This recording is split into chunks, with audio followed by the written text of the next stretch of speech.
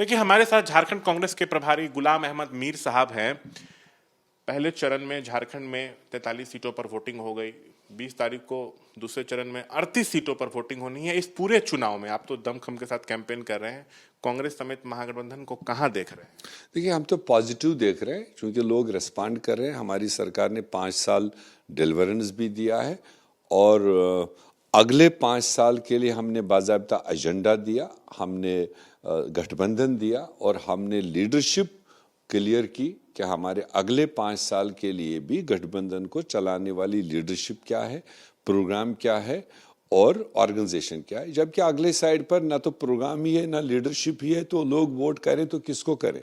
तो इसलिए हम पूरे तरह से पॉजिटिव है। जो पहला फेज हुआ वो भी बेहतर रहा गठबंधन के हित में, और जो बैलेंस 38 सीटें हैं यहाँ पर तो पहले फेज से भी ज़्यादा एक्सपेक्टेशन है हमारी इस एरिया में, जो हमेशा गठबंधन के हक में रहा है। आप बेरमो गए थे, वहां से कांग्रेस प्रत्याशी हैं अनूप सिंह, उनके लिए प्रचार करने, तो आपने अपने भाषण में ऐसा कुछ कह दिया जिससे झारखंड की सियासत में भूचाल आ गया है।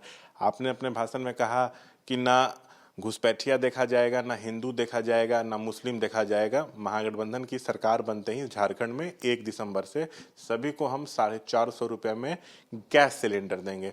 तो बीजेपी ये कह रही है कि हम लोग तो शुरू से कहते आ रहे हैं कि घुसपैठियों को इस सरकार में संरक्षण मिल रहा है। देखिए, जिस भी किसी मीडिया वाले ने वो क्लिप निकाला है उसने हाफ पोर्शन निकाला। उसका पहला हाफ जो था वो यही था। हमारा सवाल था भारतीय जनता पार्टी पर और मरकजी सरकार पर, जिनको 11 साल पहले देश ने वोट देकर देश को संभालने का काम दिया है और देश को सुरक्षित रखने का काम दिया है। ये सेंट्रल गवर्नमेंट की जिम्मेदारी है। और अब अगर वही सेंट्रल गवर्नमेंट या उनका कोई बड़ा चेहरा पिछले 4-5 महीने से इस खिते में कहता है कि घुसपैठिए हैं, घुसपैठिए हैं, घुसपैठिए हैं, जब हमने यहाँ मालूम किया पहले तो झारखंड का कोई भी बॉर्डर किसी भी ऐसे दूसरे मुल्क के साथ नहीं लगता है कि जहाँ से हम घुसपैठिए कह सकते हैं। और दूसरी बात, अगर ऐसा कहीं से भी कोई वाक़ा हुआ हो तो ये जिम्मेदारी सेंट्रल गवर्नमेंट की है, प्राइम मिनिस्टर की है, डिफेंस मिनिस्ट्री की, होम मिनिस्ट्री की, टू आइडेंटिफाई। और उनकी जिम्मेदारी है safe guard of the borders.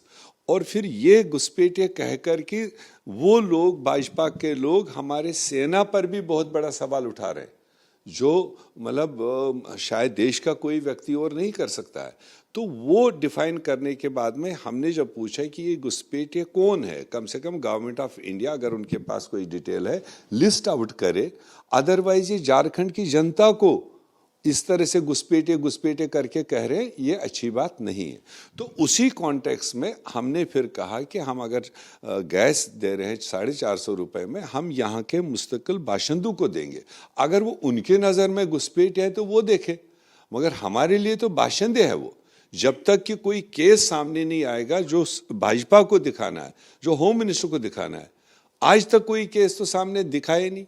मतलब ये बीजेपी तो जो पूरा चुनाव है वो बांग्लादेशी घुसपैठ के मुद्दे पर ही लड़ रही है, और बीजेपी तो ये भी कह रही है कि संथाल परगना में सबसे ज्यादा घुसपैठी। उसी बीच ये आपका बयान आया तो कह रही है कांग्रेस का हाथ घुसपैठियों के साथ। भाई देखो, वो कह रहे हैं, हवा में कह रहे हैं, वो तो सरकार में है। वही तो मैंने कहा कि जो वो कह रहे हैं वो अपने आप पर खुद ही सवाल खड़ा कर रहे हैं। बीजेपी ये भी कह रही है कि कांग्रेस 20 तारीख को वोटिंग होना है, चुनावी लाभ के लिए इस तरह का बयान प्रभारी दे रहे हैं, सो तुष्टीकरण की राजनीति। कोई ऐसा बयान नहीं, हमने तो वाजे किया।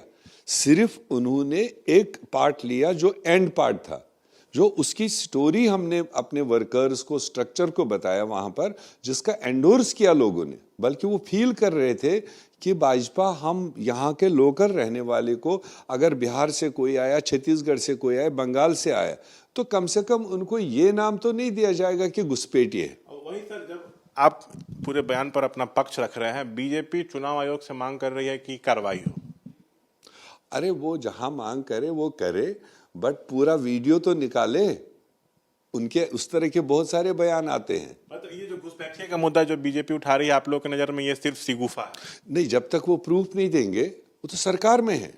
अरे भाई, कोई सरकार के बाहर हो, हवा में बोले बात तो मानी जा सकती है।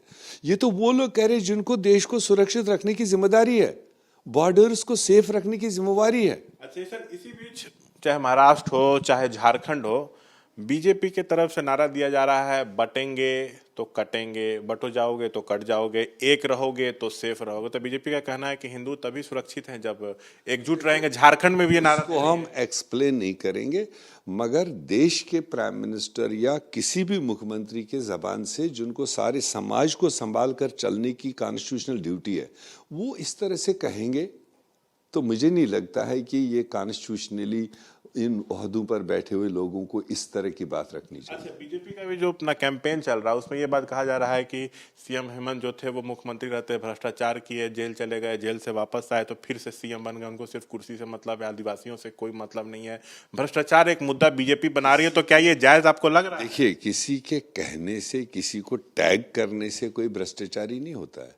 इस देश में कानून व्यवस्था की चीजें हैं, यहाँ कोर्ट कचहरियां हैं, तो जब तक किसी कोर्ट से कोई, अब अगर ऐसे देखेंगे तो प्रधानमंत्री जी महाराष्ट्र जाकर वो क्या पवार है उसका नाम, उसके लिए कहता है कि 70,000, अजीत पवार के लिए कहता है 70,000 करोड़ का घोटाला, और उसके 1.5 दिन के बाद रात के 12 बजे ओथ करवाते हैं और उप मुख्यमंत्री बनाते हैं। तो देश की प्रधानमंत्री की गरिमा, उनके जबान की निकली हुई चीज का कोई वैल्यू तो होना चाहिए ना। और 24 घंटे पहले सबसे बड़ा करप्ट इंसान, और 24 घंटे के बाद वो मुख्यमंत्री। एक आखिरी सवाल, 23 को नतीजे आएंगे, क्या फिर से झारखंड में महागठबंधन की सरकार बनने जा रही है? क्या हेमंत ही सीएम होंगे? पहले से ज्यादा मजबूती के साथ, पहले से ज्यादा फिगर्स के साथ गठबंधन आएगा, और हेमंत सोरेन जी हम पहले क्लियर कर चुके हैं, अगले 5 साल के लिए इस गठबंधन के लीडर हेमंत सोरेन जी होंगे। बहुत बहुत शुक्रिया। तो ये थे हमसे बातचीत करते हुए झारखंड कांग्रेस प्रभारी एवं पार्टी के वरिष्ठ नेता गुलाम अहमद मीर साहब। कैमरा पर्सन शैलेश कुमार सिंह के साथ मैं शशांक कुमार, एबीपी न्यूज, देवघर।